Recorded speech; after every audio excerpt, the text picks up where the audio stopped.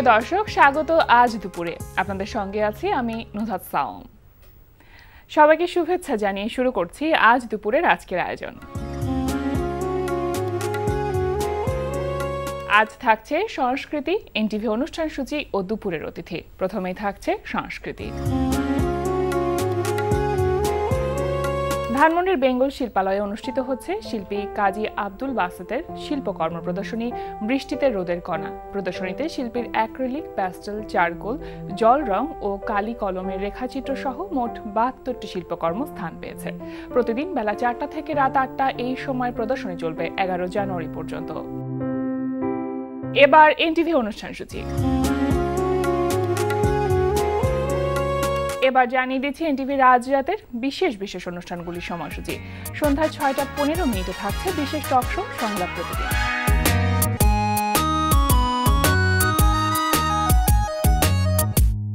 রাত ৮টা ২০ থাকছে রান্না বিষয়ক অনুষ্ঠান ফুড ক্যারাভান।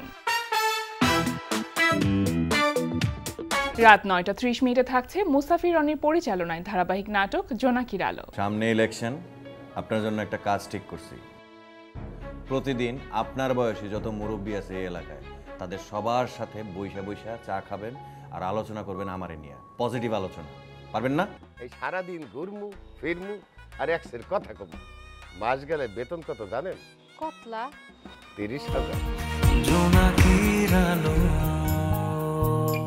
রাত ১১টা ৩০ সরাসরি সম্প্রচার হবে টক শো এই সময়।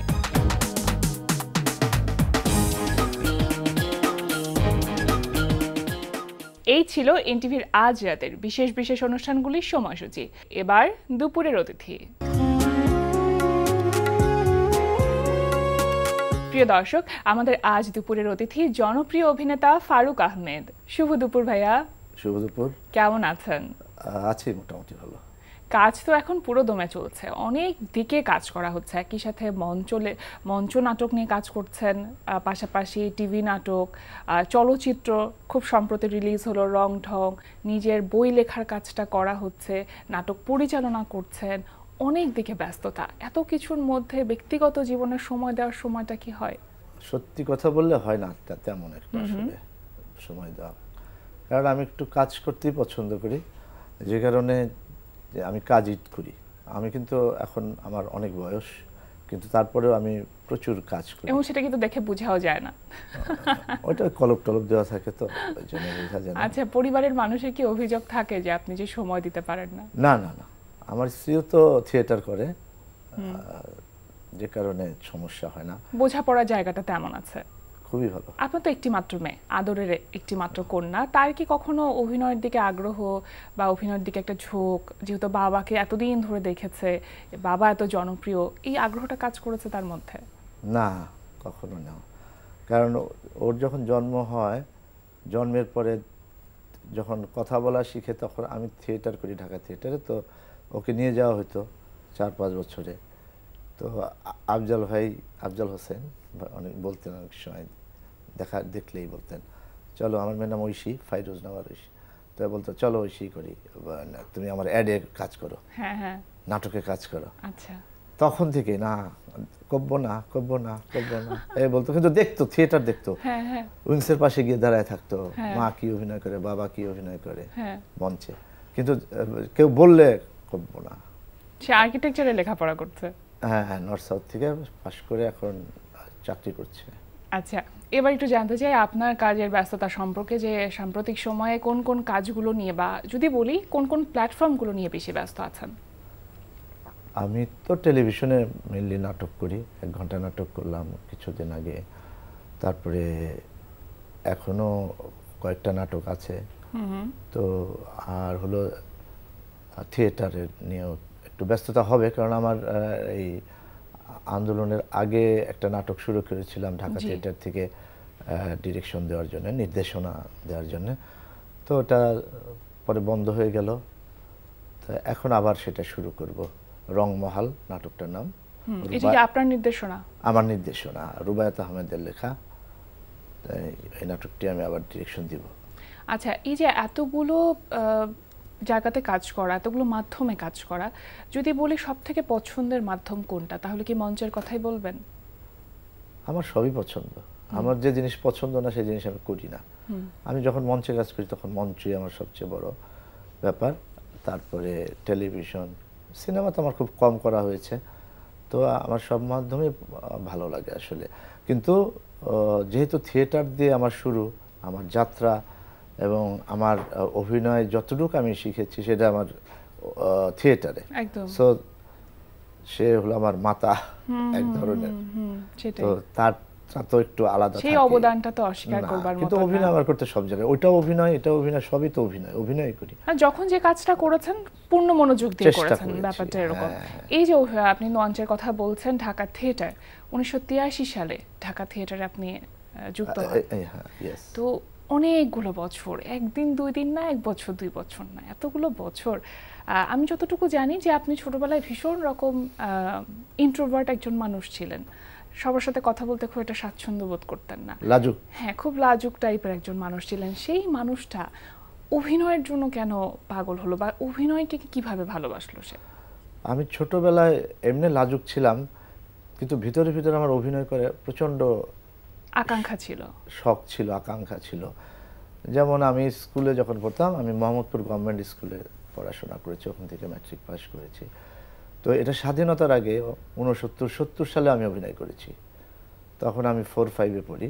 স্কুলের যেসব প্রোগ্রাম হতো, বাৎসরিক প্রোগ্রাম, অর্থাৎ নাটক, কেন যেন আমাকে খুব টানতো, আচ্ছা। খুব টানতো। আমি ওই তখন আমাকে নিতেও চেতাম না, ছোটদের তো আর অত অভিনয় থাকে না একটা নাটকে বা কিছুতে। তারপরে আমি জোর করে একটু ছোট্ট একটা চরিত্রে ঢুকে যেতাম। তারপরে আমি যখন আমাদের গ্রামের বাড়ি ছিল মানিকগঞ্জে, তো আমরা যখন বেড়াতে যেতাম শীতকালে, এই নভেম্বর ডিসেম্বর মাসে, তো তখন প্রচুর যাত্রা হতো ওখানে আমাদের মানিকগঞ্জ এলাকায়। তো আমি আমার ভাইদের সাথে, আমার বড় ভাই আরো চাচাতো ভাই যারা তাদের সাথে যেতাম যাত্রা দেখতে, অভিনয় দেখতে। এই জায়গা থেকে আমার ছোটবেলা থেকে একটা মানে আমি আসলে জানি না, আমার পরিবারে বড় ভাই অভিনয় করতেন স্কুল জীবনে, স্কুলে সে অনেক ভালো অভিনেতা ছিল। আচ্ছা। আসলে তার কোনোটাই মানে আর পরে করা হয় নাই, সে লিখতেন, ভালো লিখতেন, কিন্তু সেই প্রভাবটা আপনার মধ্যে থেকে গেছে। আমার ভিতরে এটা ছিল না, আমি শুধু যে একটু অভিনয় করতে চেতাম। পরবর্তীতে বড় ভাই এটা ধরে রাখেনি তার অন্য কাজের কারণে, কিন্তু আমি কিভাবে যেন লেগেই আছি। পরবর্তীতে তো যাত্রাও করা হয়েছে আপনার। হ্যাঁ, আমি গত বছর একটা যাত্রাতে অভিনয় করেছি মানিকগঞ্জে। আমার ছোট ভাই পলাশ, ওদের ওখানে যাত্রা হয়। সেই যে একটা শখ, সেই শখটাও পূরণ হয়ে গেল। আচ্ছা, অভিনয়টা তো আপনি যখন জাহাঙ্গীরনগর বিশ্ববিদ্যালয়ে আপনি ভূগোল ও পরিবেশ বিভাগে লেখাপড়া করছিলেন, সেখানে আপনার উনি অভিনয় শিল্পী হুমায়ুন ফরিদির সাথে আপনার পরিচয় হয়, তার হাত ধরে আপনার থিয়েটারে আসা। সেই জায়গাটা আসলে কিভাবে হয়েছিল, একটু ঘটনা মানে গল্পটা একটু শুনতে চাই। অনেক বড় গল্প, তারপরে বলি। আমি 79-80 ব্যাচে আমি জাহাঙ্গীরনগরে ভর্তি হই। তো ওখানে খুব নাটকের খুব ভালো একটা পরিবেশ পেয়ে গেলাম। প্রথমে যখন ভর্তি হলাম তখন আমি আবার ভলিবল, ফুটবল এগুলো খুব ভালো খেলতাম। তো প্রথমে ফুটবল খেললাম একটু, আবার ভলিবলও খেলতাম, বাস্কেটবল, খেলাধুলা আমি খুব মানে মোটামুটি ভালো করতাম আর কি। তো ডিসিশন নিতে পারছিলাম না যে কী করবো, তাই শখে শখে করি। কিন্তু পরবর্তীতে যখন ফরিদি ভাই নাট্য সম্পাদক হলেন জাহাঙ্গীরনগর জাকসুর কেন্দ্রীয় ছাত্র সংসদের, তখন ফরিদ একটা নোটিশ টাঙানো হলো যে এখানে অভিনেতাদের নেওয়া হবে এবং ইন্টারভিউ দিতে হবে। তো আমি আবার অ্যাপ্লিকেশন করে গেলাম, ওখানে ইন্টারভিউ দিলাম। অনেক ছেলে মেয়ে ইন্টারভিউ দিল সেই সময়, এটা 80-তে, 1980-তে সম্ভবত। হ্যাঁ, তো এখন ওখানে পরীক্ষা দেওয়ার পর ওখানে আমি সিলেক্টেড হলাম। আমাদের 200-250 দিল পরীক্ষা, তার ভিতরে আমি সুযোগ পেয়ে গেলাম। তো সুযোগ পাওয়ার পরে আমি ওখানে ওয়ার্কশপ করলাম। ওয়ার্কশপটা করালেন আবার 1 মাসের ওয়ার্কশপ ছিল সৈয়দ জামিল আহমেদ। আচ্ছা, জামিল ভাই আবার আমাদের দলেরই, ঢাকা থিয়েটারে উনি অভিনয় করতেন। পরে ন্যাশনাল স্কুল অফ ড্রামাতে যখন চলে গেলেন তখন কিছুদিন ছিল না, ওই 80-র দিকে উনি চলে আসছেন আবার বাংলাদেশে পড়াশোনা শেষ করে। ফরিদি ভাইয়ের বন্ধু ঢাকা থিয়েটারের কারণে, তখন ফরিদি ভাই জামিল ভাইকে দিয়ে একটা ওয়ার্কশপ পরিচয় করালেন আর কি, 1 মাসের ওয়ার্কশপ। এই আমার তখন থিয়েটারে, ওটাতে আমার আমার একটু সবাই পছন্দ করলো, আমার সিনসিয়ারিটিটা সবচেয়ে বড়। হ্যাঁ হ্যাঁ, আমি একদম আমি ডেডিকেশনটা ভালো লেগেছে। হ্যাঁ, 1 মাসের ওয়ার্কশপে আমার একদিনও লেট হয় নাই। তখন তো আমরা মানে প্রফেশনাল কিছু না, জাস্ট একদমই নতুন। তারপর আমি একদিনও লেট করি নাই। তো এই কারণে তখন ওখানে সেলিম আলদিন স্যারের নাটক হলো সংবাদ কার্টুন, ওখানে আমাকে একটা ভালো ক্যারেক্টার দেওয়া হলো, ওটাতে অভিনয় করলাম। এই তো। আর ওখানে ফরিদি ভাই তো আছেনই, সেলিম আলদিন, নাট্যাচার্য সেলিম আলদিনের মানে অবদান অনেক অনেক অনেক বেশি। এটা অনেকে হয়তো বা জানেন না। তার কারণে আমি ঢাকা থিয়েটার তখনও করি না, তার ঢাকা থিয়েটার যে গ্রাম থিয়েটার ছিল, ওখানে আমি গ্রামে গিয়ে কাজ করতাম, মাটি কাটতাম, আমরা মঞ্চ বানাইতাম যাত্রার মতন করে, মানে পিছনে কোনো দর্শক থাকবে, মানে 3 দিকে এরকম দর্শক থাকবে। ওখানে আমরা প্রথম আমাদের গ্রাম থিয়েটারের নাম হচ্ছে তালুকনগর থিয়েটার, ওখানে আমি গেলাম। তখন আমি অভিনয় মানে আমি জাহাঙ্গীরনগরে অভিনয়, কিন্তু পুরোদস্তুর আপনি অভিনয় করছেন না তখন? জাহাঙ্গীরনগরে করি, কিন্তু ঢাকা থিয়েটারে করি না আর কি। আমার কাজকর্ম দেখে আমাকে খুব পছন্দ হলো তার। পরে আমি আমার আরেক বন্ধু শুভাশিস ভৌমিক অভিনয় করে জাতীয় চলচ্চিত্র পুরস্কার পেয়েছেন এই গতবারের আগের বার বোধহয়, ও। তারপরে শহীদুজ্জামান সেলিম, সেলিম একটু পরে আসছে, আমাদের এক ব্যাচ পরে। তো ভূমিকা আমি গেলাম তালুকনগরে প্রথম, এই দেখলাম আরে আরও তো আর এক জিনিস। কখনো কখনো আপনার নিজেকে সৌভাগ্যবান বলে মনে হয় না, এত কিংবদন্তিদের সাহচর্য আপনি পেয়েছেন? হ্যাঁ, ভালো লাগে আমার। আমি না ছোটবেলা থেকেই আমি ছিলাম স্বল্প বুদ্ধি সম্পন্ন একজন মানুষ। মানে আমি 18 ঘন্টা পড়াশোনা করেছি, কিন্তু রেজাল্ট এরকম হতো না, আমার আকাঙ্ক্ষিত রেজাল্ট পেতাম না, আমার মুখস্থ হতো না। মানে পড়লে একটা লিখতে পারতাম, কিন্তু আমাদের সময় কি মুখস্থ করতে হতো। একটা রচনা, গরুর রচনা, একটা জার্নি বাই বোট, এটা মুখস্থ করতে হবে। হ্যাঁ, কিন্তু সৃজনশীলতার কিছু ছিল না, মানে যা পড়ছি সেটাই আমাকে লিখে দিতে হচ্ছে। হ্যাঁ হ্যাঁ হ্যাঁ, যেমন ইংলিশের এই রচনা মুখস্থ করতাম, কিন্তু আমাদের যদি ইংলিশ মানে বলার জন্য যেটা দরকার ওইটা যদি করতে, বা লেখার জন্য যেটা দরকার ওইভাবে মনে করলে অনেক বেটার হতো। তখন আমার এখন আফসোস হয়, প্রচুর ইংলিশ আমি পড়ছি, কিন্তু আমি ভালো মতো ইংলিশের কথা বলতে পারি না। আমার বাবা ইংলিশের টিচার ছিলেন ওই মোহাম্মদপুর গভর্নমেন্ট স্কুলেই, কিন্তু আমি মুখস্থ করতাম। আমার কিন্তু মানে খুব বাইরেটারে গেলে খুব ইয়েস নো ভেরি গুড বলেই পার পেতে হয় আমার। তো এই আর কি। আচ্ছা, ইমদাদুল হক মিলনের রচনায় পরবর্তীতে আপনার বাংলাদেশ টেলিভিশনে নাটক প্রচারিত হয় 12 রকম মানুষ। এটা আপনার অভিনীত প্রথম নাটক যদি বলি। এর আগে একটা নাটক করেছিলাম, এটা নাট্যাচার্য সেলিম আলদিনের গ্রন্থিকগণ কহে। আচ্ছা, ওটা আমার প্রথম আসলে, কিন্তু ওইটাতে একদমই প্রথম, চরিত্রটাও খুব ছোট ছিল, ওটা আকৃষ্ট করে না কাউকে।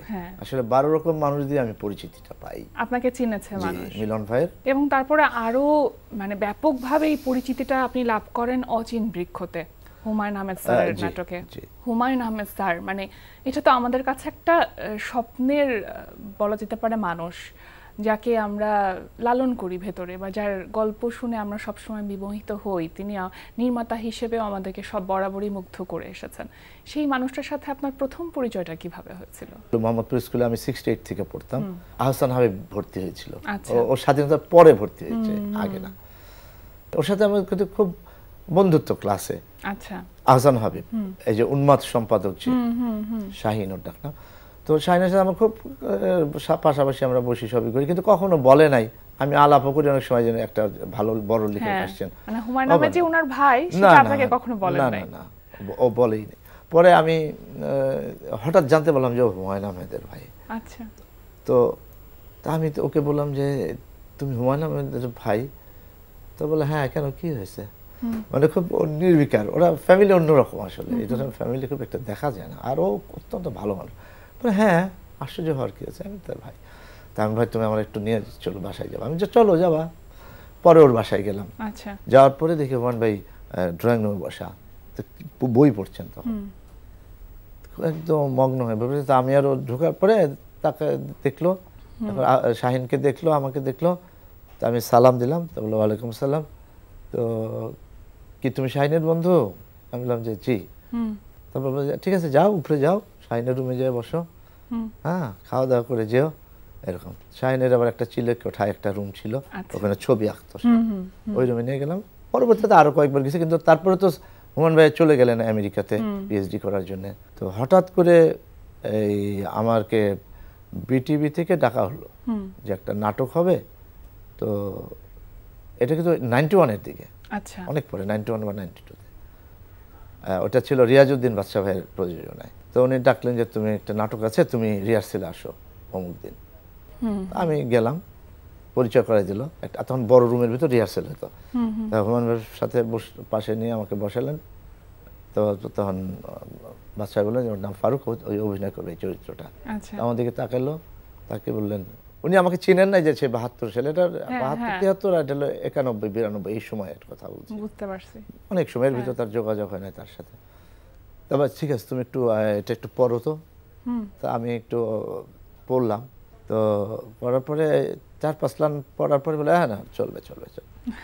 আস্তে আস্তে কথা হলো, হ্যাঁ হ্যাঁ ঠিক আছে ঠিক আছে। পরবর্তীতে আপনার হুমায়ুন আহমেদের সাথে এতটাই ভালো সম্পর্ক হয়ে যায়, আর এই যে লিলুয়া বাতাস এই যে উপন্যাসটি ছিল সেখানে আপনাকে উৎসর্গ করা হয় বইটি, হুমায়ুন আহমেদ স্যার আপনাকে উৎসর্গ করেন, মানে এটা কি আপনার কাছে সারপ্রাইজ ছিল না আপনি আগে থেকে জানতেন? না না, সারপ্রাইজ, একদমই সারপ্রাইজ। আমি তার কিছুদিন, এটা বইমেলায় যখন 21শে বইমেলায় বের হয় আমি কিন্তু জানি না। আমি তার আগে ওই ফেব্রুয়ারি মাসে আমি নুহাসপল্লিতে শুটিংও করেছি, ওর সাথে ছিলাম। হ্যাঁ, জানুয়ারি মাসে লিখতে তো সময় লাগে, জি কিন্তু তখনও বলেন নাই, কেউ বলে নাই। তো যাই হোক, পরে আমি বইমেলার 7-8 দিন গেছে আর কি। 1 তারিখে শুরু হয়, তো 7-8 তারিখের দিকে স্বাধীন আমাকে বলে যে আপনি আমাকে কি খাওয়াবেন না কিছু। হ্যাঁ তা আমি যে কিসের জন্য খাওয়াবো? তো বলে যে বই আপনাকে দিয়েছে হুমায়ুন স্যারের মতো একজন লোক, আর আপনি কিছু খাওয়ান। কে বলছে আপনাকে? আমি তো জানি না। হ্যাঁ আপনাকে স্যার বই একটা দিয়েছে, লিওলের বাতাস। স্বাধীন বলে যে কিছু নিয়ে এটা হুমায়ুন ভাইয়ের সাথে দেখা করেন। হ্যাঁ তো আমি আবার গেলাম হুমায়ুন ভাইয়ের কাছে, ফুল নিয়ে, আচ্ছা। একটু মিষ্টি নিয়ে। এই যে আপনি এত কাজ করেছেন একজন অভিনয় শিল্পীর জায়গা থেকে, তো আপনি স্যারকে দেখেছেন, আপনি স্যারকে আসলে স্যার বলে ডাকতেন না, ভাই বলে ডাকতেন। আপনি পরবর্তীতে নাটক লিখেছেন, তারপরে সেটা পরিচালনা করেছেন, বই লিখেছেন। তো এই যে এতগুলো সত্তা একটা মানুষের মধ্যে, এখানে কোথাও কি আসলে হুমায়ুন আহমেদ স্যারের প্রভাবটা অনেক বেশি আপনার উপর কাজ করেছে? লেখার ক্ষেত্রে সব ক্ষেত্রেই, শিল্পের সমস্ত ক্ষেত্রেই। হ্যাঁ, অনেক অনেক অনেক কাজ করেছে, এটা তো ঠিকই। আর দেখেন, আমার তো আসলে থিয়েটারের একটা অনেক বয়স হয়েছে, 40 বছর হয়েছে থিয়েটার মধ্যে। অবশ্য আমি 8-10 বছর কাজ করি নাই, তো কিন্তু যুক্ত আছি ঢাকা থিয়েটারের সাথে। তাদেরও অনেক মানুষ আছে যাদের মানে তাদেরও প্রভাব আছে অবশ্যই, এত মানুষ, প্রত্যেকটা মানুষেরই অবদান আছে। তারপরে তার যেহেতু আমার টেলিভিশনটাকে মানে আমাকে পরিচিতি করিয়েছেন হুমায়ুন ভাই, সো দ্যাট এটা আমার, হ্যাঁ, ইয়ের ক্ষেত্রে, টেলিভিশনের ক্ষেত্রে অবশ্যই হুমায়ুন আহমেদ আমার। কিন্তু জীবনযাপনের ক্ষেত্রেও হুমায়ুন ভাইয়ের প্রভাব অনেক বড় একটা ভূমিকা অনেক অনেক অনেক আছে। কারণ উনি আমাদের সাথে সবসময় কথা বলতেন জীবন নিয়ে, কেমন হওয়া উচিত মানুষের জীবনযাপন, জীবনবোধ, উপলব্ধি, সবকিছু এগুলি যেহেতু ছিলেন ওনার ভিতরে, বা ওনার বিশ্বাস, ওনার আদর্শ, এইসব চিন্তা সবসময় আমরা এই ধরনের আলাপ হতো। মানে এটা বলা যেতে পারে একটা ব্যক্তি প্রভাব। হ্যাঁ, সামনের দিনগুলোতে এমনি কি কাজ করছেন এখন, বা সামনে আমরা বইমেলায় তো আপনার বই পাবো, এছাড়া থিয়েটার নিয়ে এখন ব্যস্ত আছেন, একটু ছোট করে যদি বলতেন। হ্যাঁ, আমি রিহার্সাল শুরু করেছিলাম, পরে একটু বন্ধ ছিল, এখন আবার আমি শুরু করব। ওটা হচ্ছে রংমহাল নাম, রুবায়েত আহমেদের। আমি খুবই সৌভাগ্যবান নিজেকে মনে করি যে আমাকে ঢাকা থিয়েটার থেকে আমাকে এত বড় একটা দলের পক্ষ থেকে আমাকে নির্দেশনার দায়িত্ব দেওয়া হয়েছে। অবশ্যই। আর বই? আর বইটা আমি লিখছি এবার, 2টা বই লেখার কথা। আসলে আমি 2টা পারবো কিনা জানি না। একটা হলো কিংবদন্তি প্রকাশনী, ওদের আগেও বই বের হয়েছিল ওদের স্টল থেকে, ওদের ইয়ে থেকে, প্রকাশনা থেকে ছিল, স্মৃতিতে হুমায়ুন আহমেদ, 2 বছর আগে। আর এবার আবার একটা বই বের করছি, আমার না বলা কথা। বাহ, আপনার সমস্ত কাজের জন্য অনেক অনেক শুভকামনা রইল। আজকে আমাদের আমন্ত্রণে যে সাড়া দিয়ে এসেছেন সেজন্য অশেষ কৃতজ্ঞতা। সবশেষে ছোট্ট করে দর্শকদের উদ্দেশ্যে যদি আপনার কিছু বলবার থাকে। দর্শকদের উদ্দেশ্যে বলবো, আপনারা ভালো থাকবেন। সবাইকে নিয়ে ভালো থাকাটাই ভালো থাকা, নিজে ভালো থাকাটা ভালো না থাকা না। আসলে আমরা ভালো, সবাইকে নিয়ে ভালো থাকতে চাই। আর মানুষের মানসিকতারও একটা অনেক আমাদের পরিবর্তন দরকার। ভালো হওয়ার জন্য যে জিনিসগুলো খেলে আমি ভালো এটা বললে হবে না, ভিতরে লালন করা। তা আমি বলবো যে আপনারা এই বাংলাদেশকে ভালোবাসবেন, বাংলাদেশের মানুষকে ভালোবাসবেন, তাহলে আমরা সবাই সুন্দর ভালো থাকবো। এনটিভিকে অশেষ অশেষ ধন্যবাদ। প্রিয় দর্শক, আমরা চলে এসেছি অনুষ্ঠানের শেষ প্রান্তে। অনুষ্ঠান সম্পর্কে আপনার মতামত জানাতে মেইল করুন আজ দুপুরে @ntvbd.com এ। বিশ্বের যে কোনো প্রান্ত থেকে যে কোনো সময় আজ দুপুরে দেখতে ভিজিট করুন আমাদের পূর্ণাঙ্গ ওয়েব পোর্টাল www.ntvbd.com। এছাড়া এনটিভি সব জনপ্রিয় অনুষ্ঠান ও খবরের আপডেট পেতে ভিজিট করুন আমাদের ইউটিউব চ্যানেল ও ভেরিফাইড ফেসবুক পেজে। সবার মঙ্গল কামনায় আজকের মতো এখানেই শেষ করছি। শুভ দুপুর।